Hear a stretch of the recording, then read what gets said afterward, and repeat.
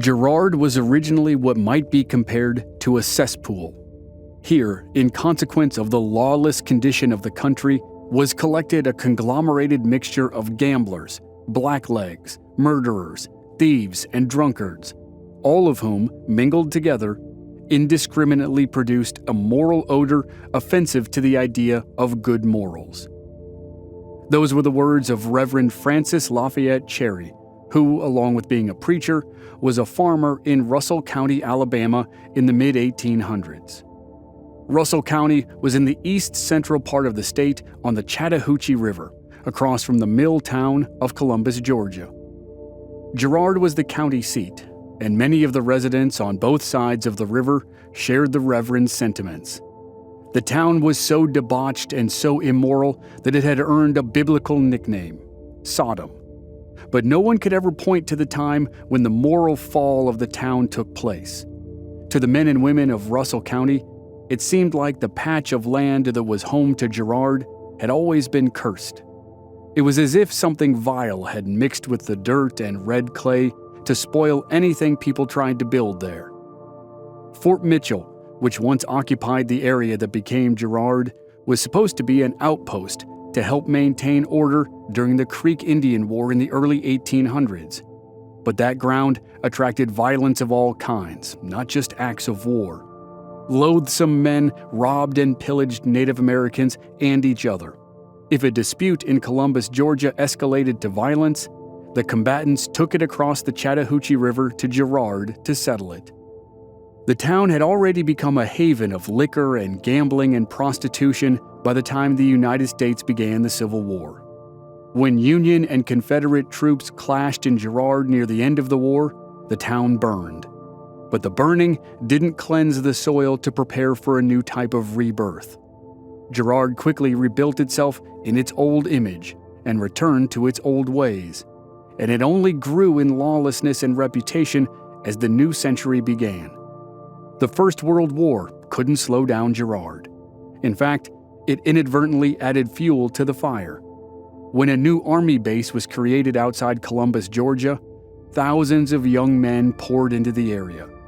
When those young men wanted entertainment, they poured across the river and into Girard.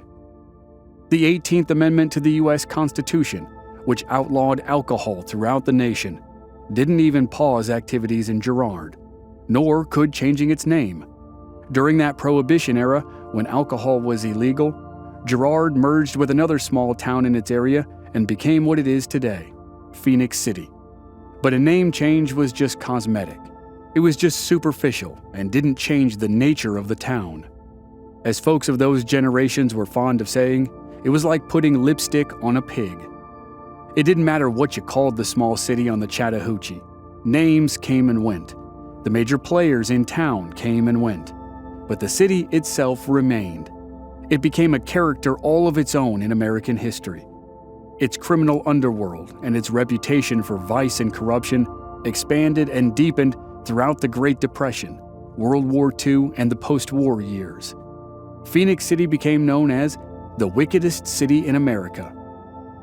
Decades later, those who were inclined to would trace the roots of the Dixie Mafia back to Phenix City during its heyday in the 1940s and 1950s. The name Dixie Mafia was just a handy label for loosely organized and loosely connected criminal groups in the South. Those groups didn't have anything near the structure of the Italian Mafia. But the Southern crime groups had some similarities in flavor, so to speak. And some said Phenix City, which was sometimes called America's original Sin City, was ground zero. Phenix City certainly had the history to back up the nickname, and its heyday was as wild as any city of its size. But the story of Phenix City is also a story of redemption. It had its dark early days. It had its peak of insanity. And then it had its reckoning and its revolution, and it shed its most sinister layers of skin in order to start a new history.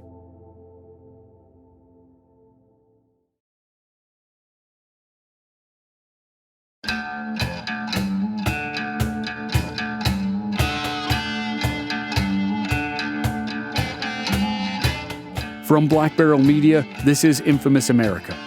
I'm your host, Chris Wimmer, And this season, we're beginning the long and complex story of the Dixie Mafia. If you had to point to a place of origin, that place is one of America's original Sin Cities, Phenix City, Alabama. This is Phenix City Episode 1, Lawless.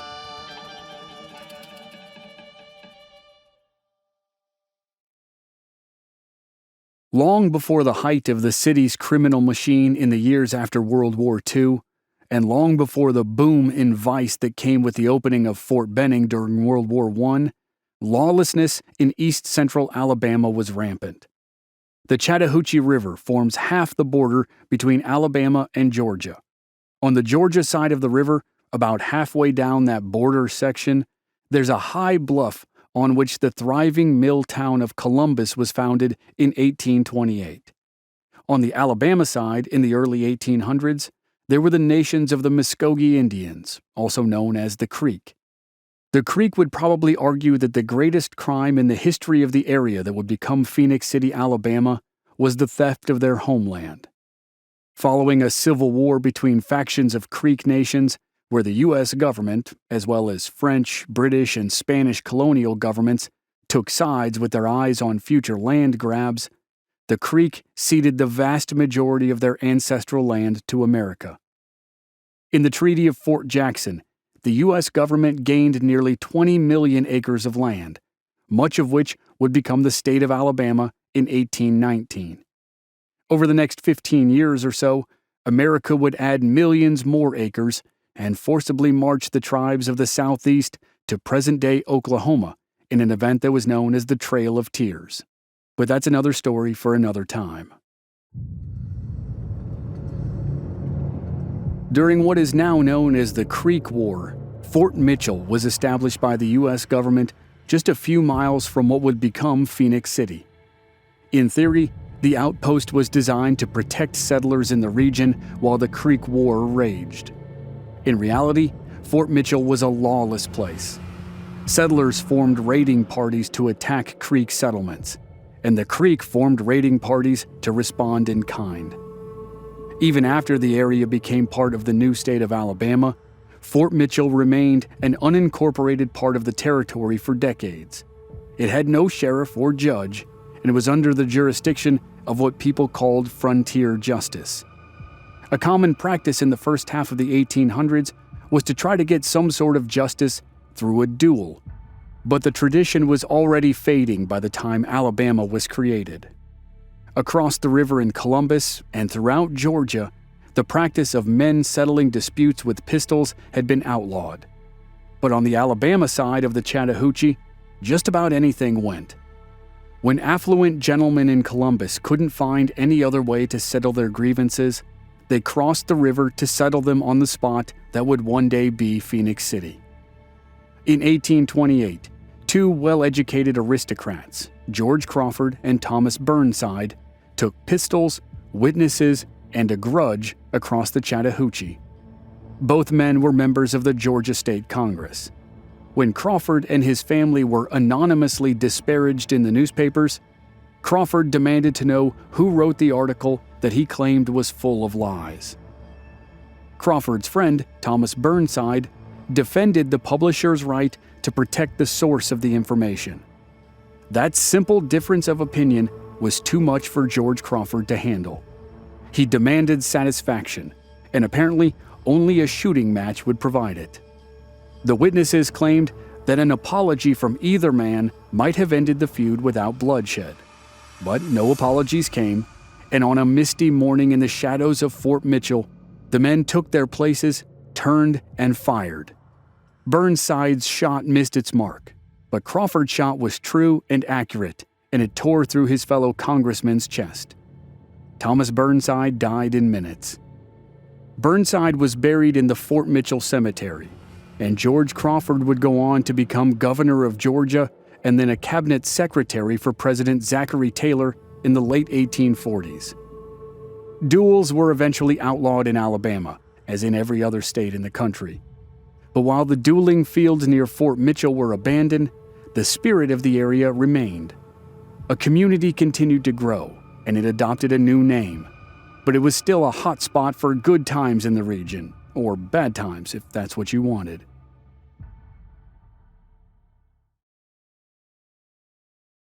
In the late 1820s, around the time of the duel, a banker from Philadelphia named Stephen Girard, which was probably pronounced Stephen, purchased much of the land that would become Russell County and Lee County.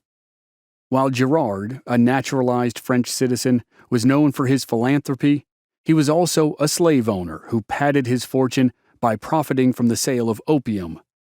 Girard was one of the first multimillionaires in the United States, though his name has not resonated throughout history like that of John Jacob Astor. Girard's bank in Philadelphia provided the vast majority of the credit that was needed by the young nation to fight the British Empire in the War of 1812.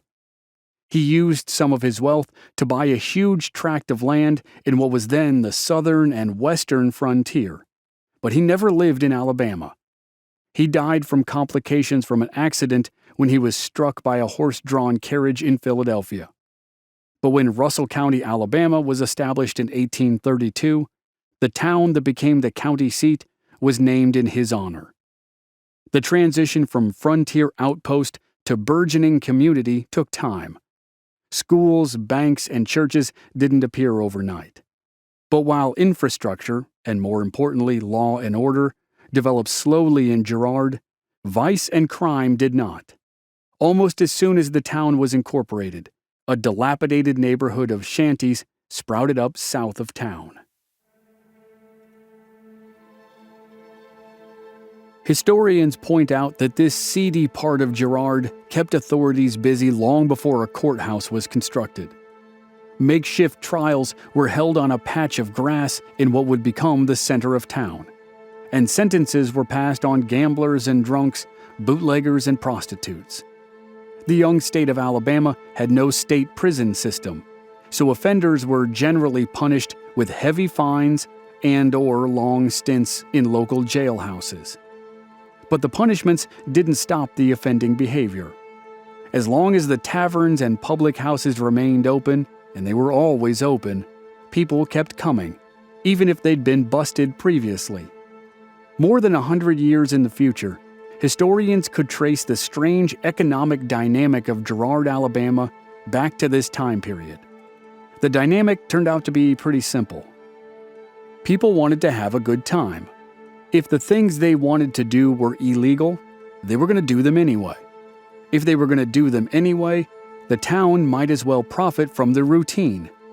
Business owners profited from the sale of the good times in all their forms, and the town government profited by collecting fines from the people who got busted. Gradually, partygoers realized that if they got busted, all they had to do was pay a fine, and then they could go on their way. Usually, they went right back to doing the thing that got them busted, which resulted in another fine, and the whole cycle continued. Slowly, the town of Girard became dependent, to some degree, on crime, and it could be scary for the good people who wanted a safe and simple life. Heinous crimes like murder and rape were not uncommon. Murderers, rapists, horse thieves, and slave thieves were hanged. The ghoulish practice of grave robbing became frequent in the area as well. The graves of the indigenous people were violated because of the common belief that members of the Creek nations buried their dead with valuables, specifically gold. The historian, Reverend Francis Lafayette Cherry, reflected a few decades later on the grim state of Girard in the 1830s. He said, "Girard was what might be compared to a cesspool which received the scum and filth from Columbus. Here, in consequence of the lawless conditions, was a conglomerated mixture of gamblers, blacklegs, murderers, and thieves." The Reverend added that in its earliest days, Girard drew comparisons to the biblical city of Sodom that God destroyed for its decadence and vice.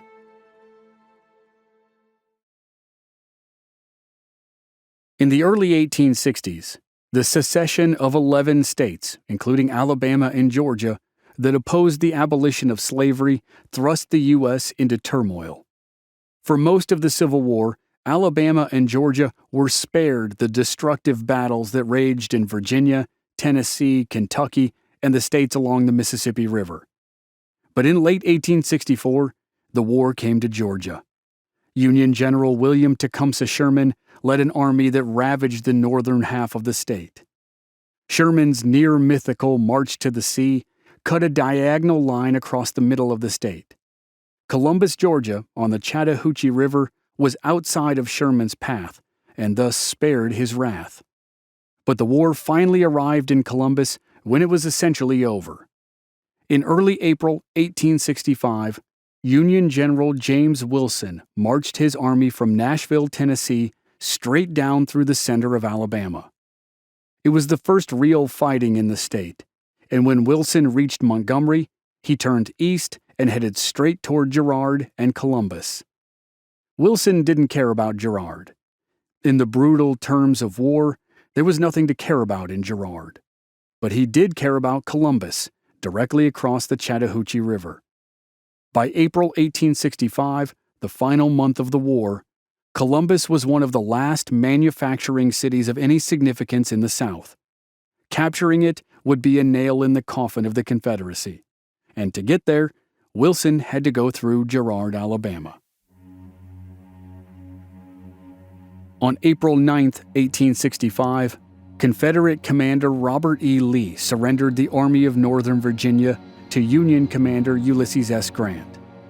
The surrender didn't end the war right then and there, but it signaled that the end was very near. General Wilson attacked Girard and Columbus 1 week later, on Easter Sunday, April 16, 1865. Known both as the Battle of Girard and the Battle of Columbus, the engagement was one of the last of the war. Confederate troops were entrenched around the edges of Columbus. They fought Union troops to a standstill through the afternoon, but Union troops launched a nighttime raid that broke the Confederate lines. With Columbus's defenders gone, Union soldiers ransacked the town. They captured more than 200 train cars. They seized 100,000 bales of cotton and burned manufacturing plants and textile mills. An ironclad ship was under construction near the river, and the soldiers set it on fire and sank it in the river. The next month, Union forces captured Confederate President Jefferson Davis, and the war was well and truly done. As the restored Union of the United States of America moved into its Reconstruction era, Columbus, like most of the South, tried to rebuild. There wasn't a need for war materiel anymore, but the manufacturing industries in Columbus had deep roots. Many rebuilt and reshaped themselves for the new era. Across the river in Girard, the town rebuilt itself as well, but it went right back to the way it had been before the war. Over the next 25 years after the Civil War, Girard's population grew very slowly. It went from roughly 3,900 people in 1870 to just 5,500 people in 1890. By comparison, the population of Columbus, Georgia jumped from 7,000 to 17,000 in that same period. As the 19th century moved into the 20th century, a trolley system served Columbus and its growing suburbs. There was no trolley system in Girard, but it continued to chug along, growing ever so slowly but surely. As America hurtled toward the era of decadence that was known as the Roaring Twenties, Americans fought new wars. In the late 1800s and early 1900s, giant industrial companies expanded to become massive international conglomerates. The men who owned and ran them became wealthy beyond even today's billionaires. Their factories, mines, mills, and oil fields employed millions. And in the 19-teens, labor wars raged across America as workers fought for better wages and working conditions. Simultaneously, temperance groups fought a war against alcohol. They wanted to stop the production, sale, and consumption of beer, wine, and liquor. In Alabama, they did their work well. But they soon discovered that people were going to drink anyway. And bootleggers were going to get rich by making the drinks that people were going to drink anyway. And lawmen and city officials were going to get rich by protecting the people who made the drinks. Before dawn on the morning of May 17, 1916, 40 Alabama tax revenue agents stepped off the train in Girard. The men fanned out and made their way to every known distillery of illegal whiskey and every storefront that had a bootleg brewery for watermelon beer. The agents met little resistance as they began wheeling out barrels of illegal alcohol and smashing them with axes. They spilled so much liquor into the street that by mid-morning, a crowd of nearly 1,000 people gathered to watch the Whiskey River flow to the banks of the Chattahoochee. Under pressure from pious teetotaling groups like the Anti-Saloon League and the American Temperance Society, the state of Alabama had banned the production, sale, transportation, and consumption of all alcohol in 1914, nearly 5 years before the 18th Amendment to the U.S. Constitution banned it across the entire country. Girard ignored those laws.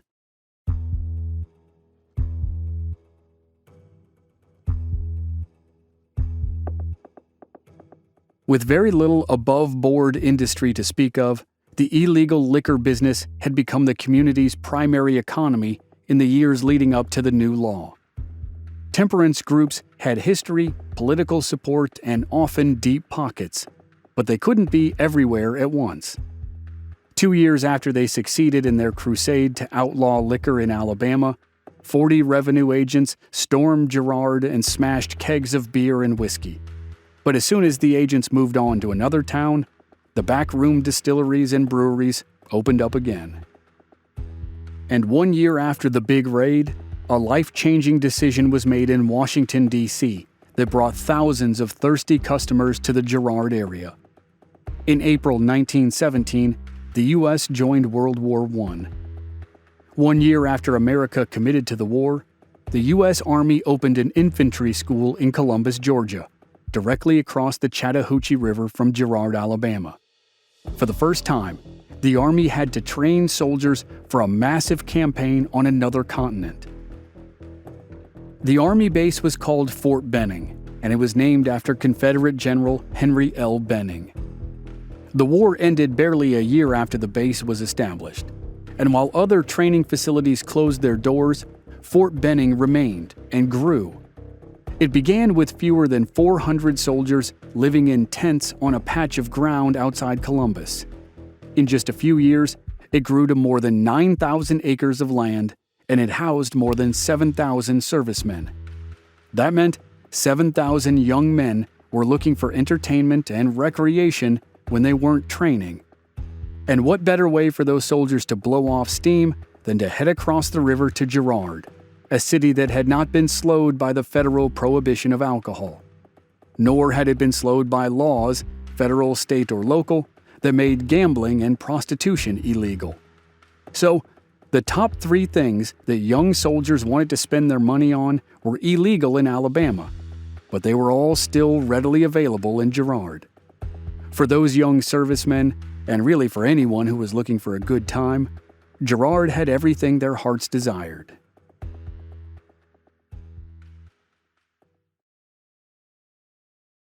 While Girard's reputation grew locally, it was still just a tiny town in an out-of-the-way part of a largely rural state.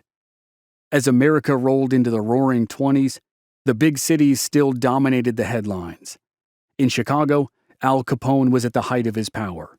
In New York, legions of gangsters ran their operations in the days before Lucky Luciano consolidated power by organizing the mafia system under the name of the Syndicate. In the South, Miami and Atlanta had their fair share of illicit gin joints and brothels. And New Orleans was, well, it was New Orleans. Trying to stop New Orleans from having a good time was like trying to hold back ocean waves with your hands. But there were a couple growing hotspots in the South as well. By the 1920s, the Gulf Coast city of Galveston, Texas, had become a resort town that operated as an unofficial free state, in quotation marks. Sicilian brothers Sam and Rosario Maceo controlled gambling, prostitution, and alcohol on the island. They opened clubs and casinos that seemed to be beyond the reach of the restrictions that were imposed in other places. A similar situation arose in Hot Springs, Arkansas, where gangsters mingled with celebrities and the wealthy elite in a resort town where illegal activities were an open secret. And down in Alabama, the town of Girard took its next step forward. For 100 years, Girard had been in a twin city relationship. There were two towns in close proximity on the banks of the Chattahoochee. Girard was the southern town. The town just up the road to the north was called Brownville. Over time, the name became confusing because there was already a town called Brownville near Tuscaloosa. In the 1870s, Brownville along the Chattahoochee changed its name to Lively. No one knows why, but folklore says it's because of the lawless nature of the area. Then the name changed back to Brownville. And then, finally, in 1897, the Alabama legislature changed the name of the town to Phenix City. As the towns of Phenix City and Girard moved into the 1900s and went through statewide Prohibition, then World War I, then the creation of Fort Benning, and then nationwide Prohibition, they slowly grew closer to each other. In 1923, the two towns merged under the name of Phenix City. Girard became the southern neighborhood of the overall town. By merging the towns, the new municipality had a population of more than 10,000 people. In terms of numbers, it was still far behind its sister community of Columbus, Georgia, across the river. But Phenix City was still the preferred place for entertainment. And that's not to say that Columbus didn't have speakeasies and hidden brothels and gambling parlors. It did. But the entertainment industry in Phenix City would grow much faster than the population. By 1923, America was 3 years into its nationwide experiment with Prohibition. 10 years later, the country would admit that the experiment had not only failed, but backfired in spectacular fashion. Around that time, two men emerged from the shadows of Prohibition to lead the industries of alcohol, gambling, and prostitution into the new era of Phenix City. They were the original kingpins, and they would help institutionalize corruption on a whole new level. Phenix City was about to start its truly wild days.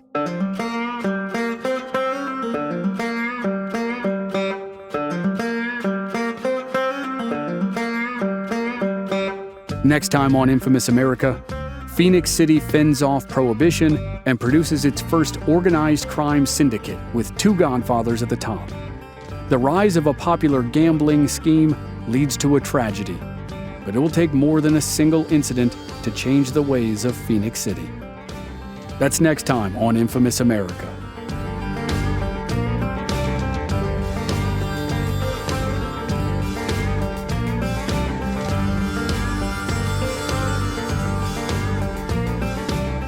Members of our Black Barrel Plus program don't have to wait week to week for new episodes. They receive the entire season to binge all at once with no commercials, and they also receive exclusive bonus episodes. Sign up now through the link in the show notes or on our website, blackbarrelmedia.com. Memberships begin at just $5 per month. This series was researched and written by Jamie Lyko. Original music by Rob Valier. I'm your host and producer, Chris Wimmer. Find us at our website, blackbarrelmedia.com, or on our social media channels. We're Black Barrel Media on Facebook and Instagram, and B Barrel Media on Twitter. And you can stream all our episodes on YouTube. Just search for Infamous America Podcast. Thanks for listening.